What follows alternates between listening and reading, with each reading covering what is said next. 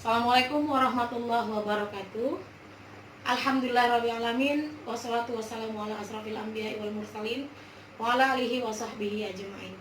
Terima kasih atas kehadiran ibu-ibu semua yang pada hari ini kita berhadir seperti biasanya Bu pada pertemuan kelompok dan P2K2 yang hari ini kita membahas masih dalam modul yang sama Bu seperti minggu lalu.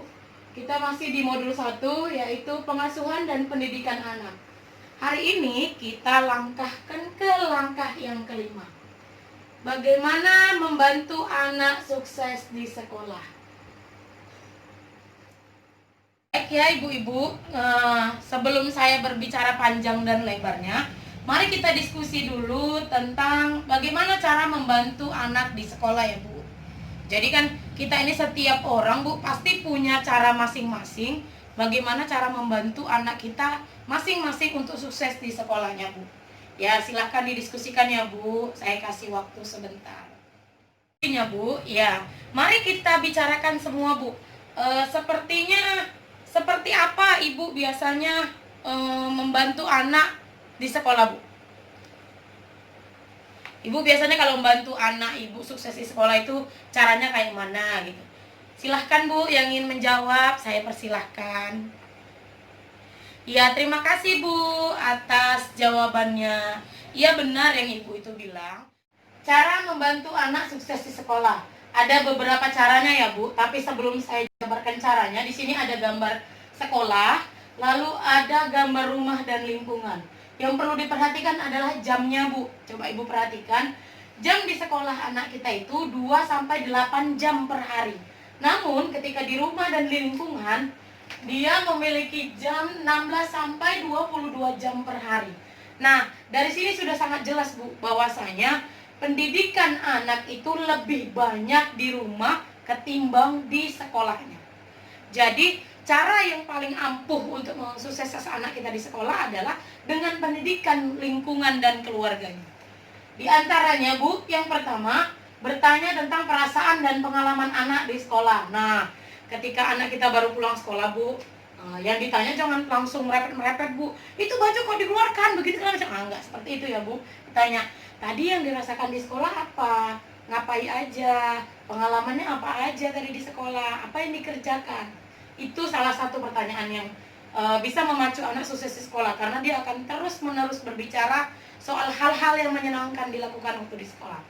Yang kedua, memberikan semangat dan pujian kepada anak. Nah, ini juga pernah dibahas pada sesi pertama Bu.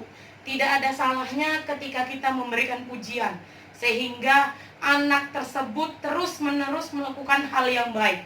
Itu sangat berkaitan ya Bu. Contohnya, ketika dia mengerjakan PR sampai di sekolah dinilai sama gurunya Bu, ya walaupun cuma dapat 7 atau 8, itu suatu pujian lah Bu. Berikan dia pujian yang baik supaya anak kita terus semangat untuk mengerjakan sesuatu. Yang ketiga, bantu anak menyelesaikan tugas dari sekolah. Nah, bantu di sini maksudnya Bu, bukan kita yang mengerjakan PR, akan tetapi kita memantau tugas anak yang dikerjakan di rumah yang diberikan oleh gurunya di sekolah. Lanjut, membuat jadwal kegiatan setelah pulang sekolah. Ini lebih efektif ya Bu. Ketika anak kita pulang sekolah misalnya nggak langsung naruh tas, naruh baju terus melalak Bu, terus main-main, nggak seperti itu. Kalau saya Bu, saya punya aturan tersendiri setelah anak saya pulang sekolah. Pulang di rumah, ganti bajunya, makan dulu. Setelah saya makan, kerjakan PR-nya. Mumpung pikirannya tadi masih fresh Bu, ingat pelajaran apa yang diajarkan di sekolah. Jadi ketika dia mengerjakan PR, dia masih semangat. Nah itu ya Bu ya. Ada atau bisa juga dibuat jadwal pulang sekolah nggak berlangsung nonton TV. Nah itu ya Bu. Baik, selanjutnya menjalin hubungan yang baik dengan guru sekolah. Ini sangat diperlukan Bu. Kita perlu tahu anak kita di sekolah itu seperti apa tingkah lakunya, seperti apa yang dikerjakan anak kita di sekolah. Nah, kita perlu berhubungan baik dengan guru sekolahnya, Bu. Baik, Bu, lihat di buku pintarnya di halaman 56, Bu. Di situ dikisahkan bahwa Agus yang berani mengungkapkan pendapatnya kepada Bu Lili. Nah, pada saat itu, Bu, Agus tampak sedang murung. Lalu Bu Lili, ibunya bertanya, kenapa Agus kok kelihatan murung? Nah, Agus menceritakan pendapatnya Bu kepada orang tuanya, bahwasanya dia tadi diejek temannya, katanya gak mungkin orang miskin bisa sekolah di sekolah yang tinggi. Nah, apa yang dilakukan oleh Ibu Lili, Bu? Memotivasi anaknya. Bu Lili bilang, bagus kamu punya keinginan untuk sekolah di sekolah yang sampai ke perguruan tinggi. Dan ibu akan memotivasimu seperti itu. Bapak dan ibu sangat bangga terhadapmu. Nah, itu merupakan salah satu contoh sikap seorang ibu yang bisa mensukseskan anaknya, Bu, di sekolah hingga sampai ke perguruan tinggi. Kita nggak bisa langsung mematahkan semangat anak, Bu. Ya, begitu ya, Bu ya. Lalu dalam cerita tersebut, Bu Lili memberikan kesempatan kepada Agus untuk menyampaikan perasaan dan pendapatnya. Bu Lili berusaha membantu Agus menyelesaikan masalahnya di sekolah dengan cara yang baik. Ia mengajarkan kepada Agus agar berani mengungkapkan pendapatnya kepada siapapun. Keterampilan untuk mengungkapkan pendapat itu diperlukan agar lebih sukses di sekolah dan anak dapat lebih dihargai oleh orang-orang di sekitarnya. Kita lanjut, Bu, ke langkah yang ketujuh, bagaimana mengatasi anak yang tidak mau sekolah. Nah, bagaimana mengatasinya, Bu? Ayo diskusikan dulu, Bu.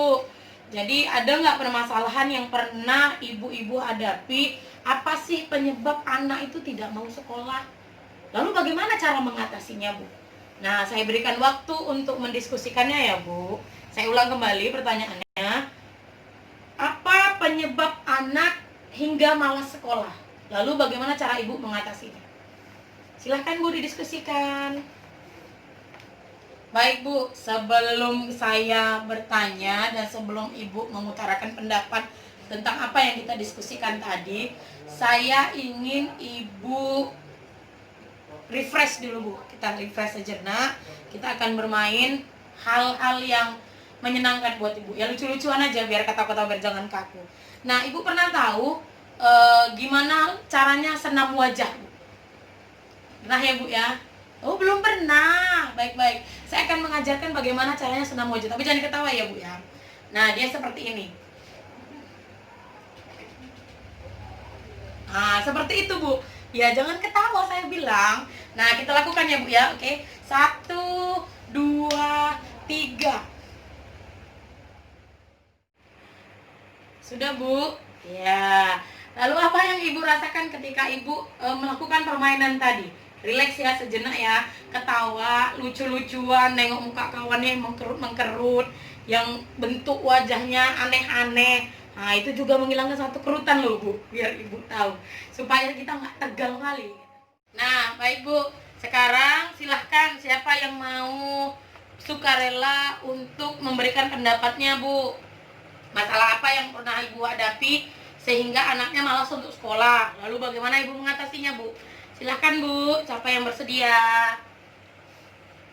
Baik, terima kasih atas jawabannya, Bu. Ya, betul yang Ibu itu bilang ya, Bu ya. Buku pintar di halaman 58 ya, Bu. Cerita 4C, Ibu Lili menghadapi Agus yang tidak mau sekolah dan menjalin komunikasi dengan guru di sekolah.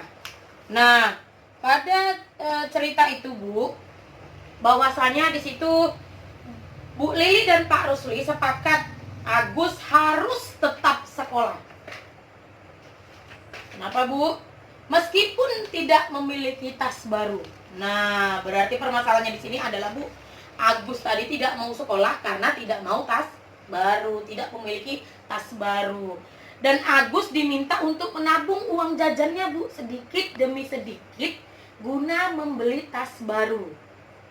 Dan Bu Lili menyediakan bekal agar Agus bisa menabung dan tidak jajan.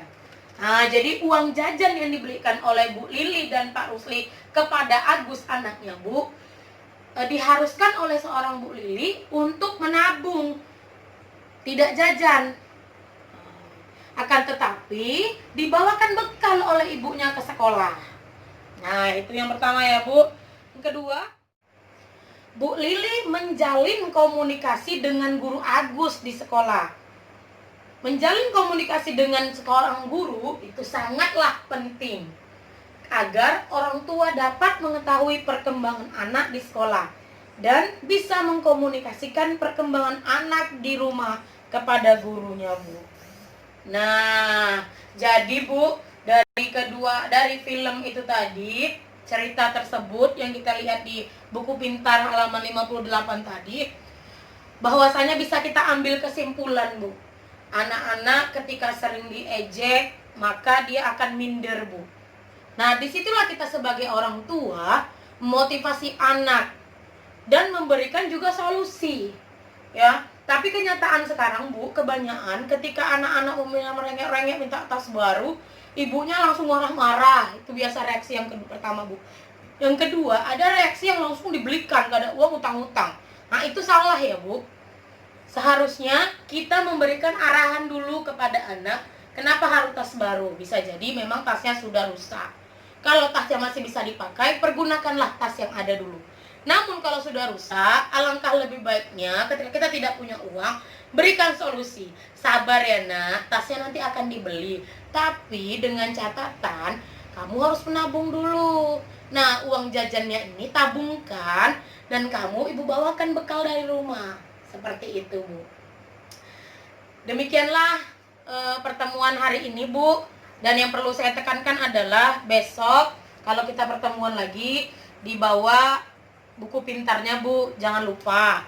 Lalu apa yang saya arahkan hari ini dan apa yang kita bicarakan hari ini coba terapkan, praktekkan di rumah, Bu. Nah, jadi nanti kalau kita pertemuan selanjutnya saya akan tanyakan apakah Ibu sudah menerapkan apa yang kita pelajari hari ini di rumah atau belum. Demikian ya, Bu, pertemuan kita pada hari ini. Lebih dan kurangnya saya mohon maaf. Wabillahi taufiq wal hidayah. Assalamualaikum warahmatullahi wabarakatuh.